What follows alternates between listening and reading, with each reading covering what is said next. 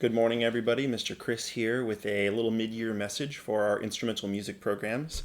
I'm going to cover like some FAQ that have been coming in and just wanted to give everybody a little bit of an idea of where we all ought to be at this point in time in any of our given programs. First of all, I want to say thank you for your continued enrollment and support. We know that this is really hard, what we're asking the kids to do, and this is a pretty big milestone at this time of the year. We expect that at the very beginning of the year, there's something of what we call the honeymoon phase, where it's very exciting to have a new instrument and to be practicing it and all that. And we usually expect that by now that's kind of worn off a little bit, and all the extra time off that happens over the holidays and such can kind of lean into that a little bit too. So we actually are, it's very typical for us to be experiencing a little exasperation at this point of the year. The good news is that you've already gotten over the biggest hurdle of learning these instruments. The massive difficulty of the very beginning is just really, it doesn't happen again. It's very similar to just learning to dribble the basketball or the soccer ball down the field. You kind of like can't really play the game until you can control the ball in that way. And it's the same thing here in music. You can't really play the game. You can't really do the actual songs until you can build the instrument, hold it correctly, and all of that is super challenging. In fact, I tell all of my students, if it doesn't hurt a little bit, you're probably doing it wrong. Every instrument is a little uncomfortable for one reason or another. All these string instruments, your fingers are getting cut into by the strings a little bit. All the wind instruments, it's pressure. There's a lot of pressure on your face, and so it takes a lot. And the initial excitement that gets us through, the first couple months, we would expect for that to be wearing off. So if you're seeing that in your student, that's super typical. Don't be concerned about it. Remember that there's no such thing as a student who progresses perfectly linear the whole way through. There's going to be ups and downs, and this is just like the most typical first down that we hit. So if you're not experiencing that, yay, that's amazing. I'm so glad. But if you are, don't panic, okay? It's super normal. And as we get back into the routine here over the next several weeks and start preparing for all the schools will have some form of an end-of-year concert. That usually tends to be very invigorating, and then that concert is like a great way of putting a button on it at the end of the year and really showing off all of the things that we have learned along the way. So that's probably something like what we expect most students to be at this point. As far as like where they ought to be in their book, that's going to vary widely. Don't be super concerned about what number your kid can play up to.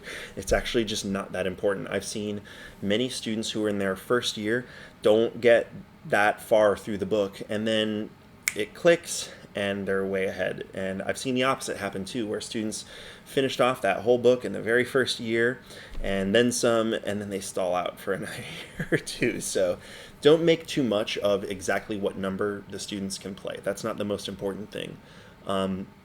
Really, what the priority should be at this juncture is that your student can reliably make sustained, stable sounds on their instrument. That is to say that they can hold their violin and they can take the note C and play and hold that C out and have it actually sound like a C, and not we expect that for several weeks, several months it takes to just get that note stable. And if it's not all the way there yet, that's totally fine. Okay, so we wrote the first several songs in the book to be what we call long tones, and that's what your student should be starting with. They should just be playing through the songs that are at the beginning of the book. They're not too good for those songs. However good your student is, they are not too good for those songs. I've been playing my trumpet for 25 years. That's what I warm up with every single time I take the horn out of the case. We all have to do those long tones to warm up and stabilize our sound. And for our young students, it's really, really, really important. They don't have to play every single song every single time, but they should be picking several of those whole note exercises at the beginning of their practice for something between like 2 to 5 minutes, depending on how old they are. If you've got an older beginner, 4th, 5th grade up, then probably closer to 5 minutes on this. And if you have one of our second or first graders in one of the programs that goes that young, then 2 minutes is fine. We have a different expectation, of course, there. but we're still basically starting on the same relative activity. The next thing that your student should be doing, like the bulk of what they should be doing in their practice, is whatever songs they have been focusing on in class. So say your teacher went between songs number 8 and 15 last week. You should be spending the bulk of your time on number 8 through 15, and you should be playing them, repeating them, trying to remember what the instructor said about how to make it better, how to make it sound more like it ought to, and really trying to perfect those. It's very much like, I'll go back to the sports analogy, and it's like doing your daily drills. You go to soccer practice and you do passing drills. You go and you do shooting drills, and you do all kinds of things that focus on very specific skills, and the songs are written to do that for us.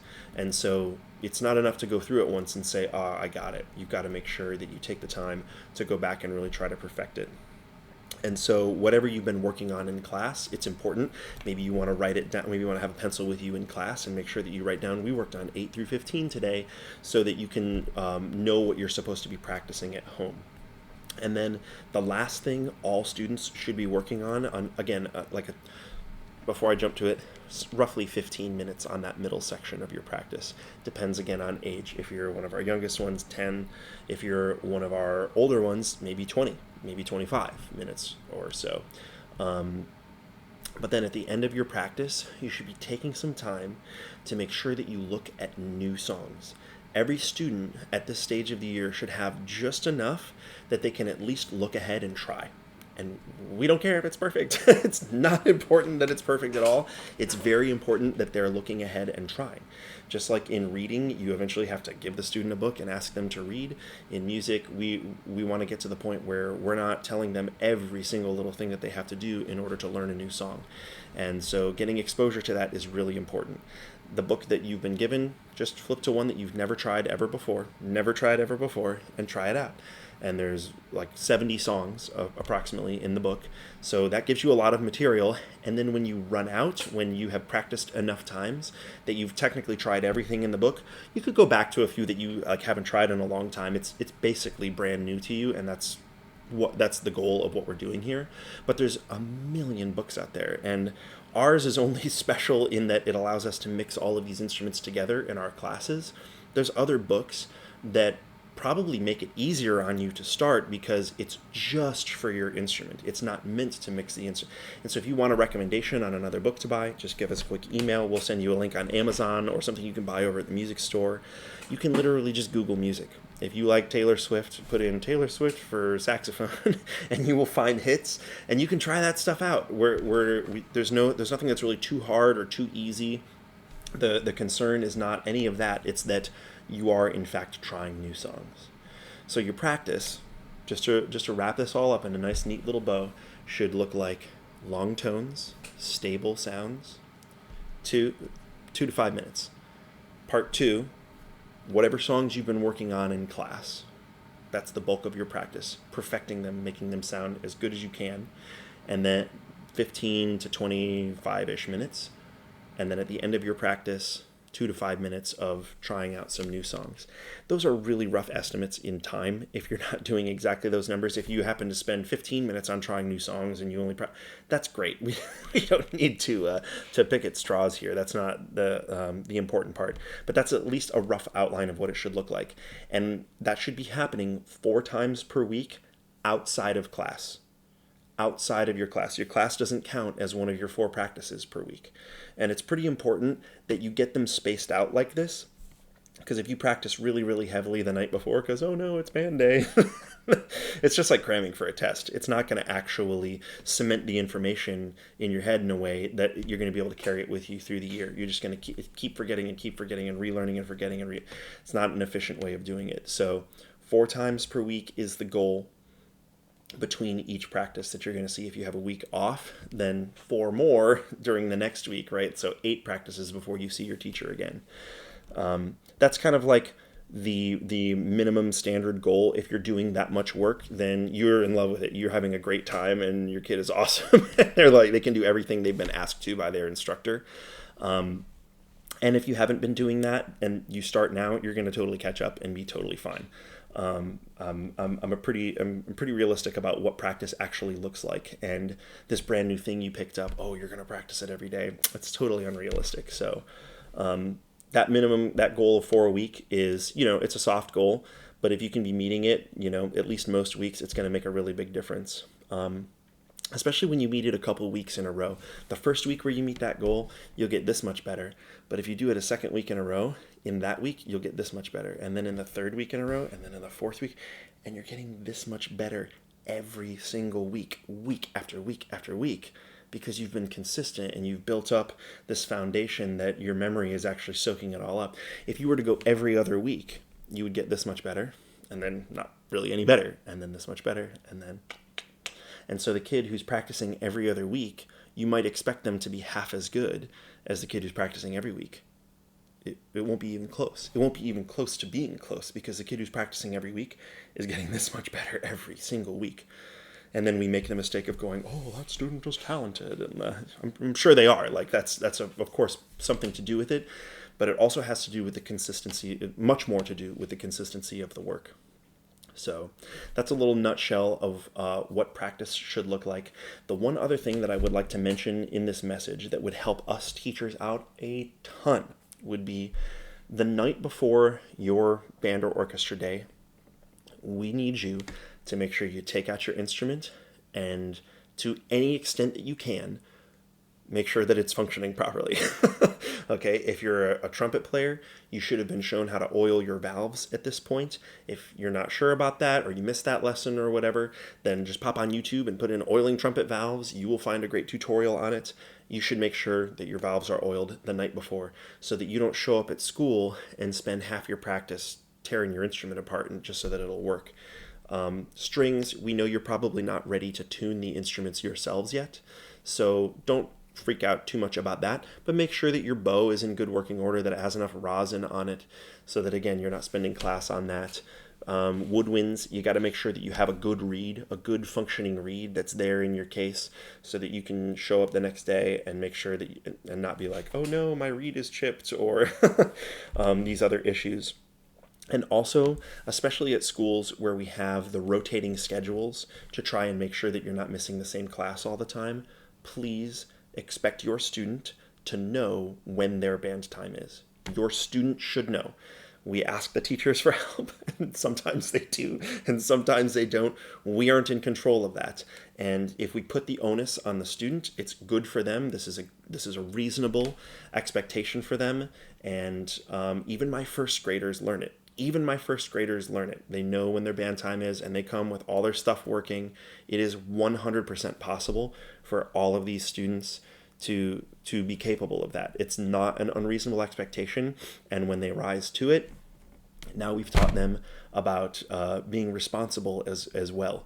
And that's as much and more important to me than however they're playing on their instrument anyways. So the night before your band day, double check your instrument and double check your band time, so that the student knows when they're supposed to be going the next morning. Last bit for this video. Thanks for sticking with me through it. End of year concerts. We're expecting there to be some form of an end of year concert at each school.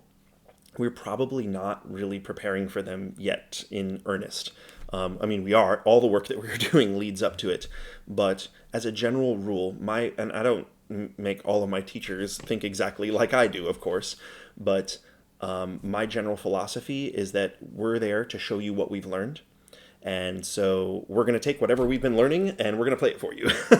And if I were to pick a piece of music now in the beginning of February and give it to the students and say, oh, we're going to play this in May, then they're going to sound really, really good on that song in May, but they're not going to learn much else other than that one song. There's plenty to be learned on the song, but true progress in this is going to be slow and steady pace through that method book, making sure that they get to the next thing and that they don't miss any of the information, just so that they can skip ahead and play that one song. I've made the analogy before of teaching a kindergartner to memorize Shakespeare. You can teach a kindergartner to memorize a poem by Shakespeare, and it's really cute when they recite it, but it isn't the same thing as actually understanding Shakespeare. and being able to read one of his poems and truly appreciate it or anything. I'm not saying there's no value in letting that happen. That's great to have your, I've got a 4-year-old and a 2-year-old, having them memorize stuff like that and recite it. There's a lot of value in that. It's very, but from a teaching standpoint, we're doing a lot better by the kids to continue progressing through that method book. And then when we're a couple weeks out from that concert, that's when we're going to say, okay, these couple songs out of the book are going to be on the concert, and maybe we'll give you one extra special song outside of the book. Especially in first year programs. If you're in a program that's during the first year, that's, I guarantee you from a decade of experience, that is what is actually appropriate. If your program's been around for a second or even a third year, in the couple rare cases where that is, yeah, you can expect us to throw maybe a couple more challenging pieces at it, but your kids have been playing for that many more years. So, all right. So I'm going to put a button on it there. I hope that answers a lot of the questions that have been coming up. I hope that this is helpful to you. We really appreciate all the hard work that the students are doing and all the support from the parents. If you need anything, please don't hesitate to reach out to me. And yeah, we look forward to seeing you around in class soon. All right, take care.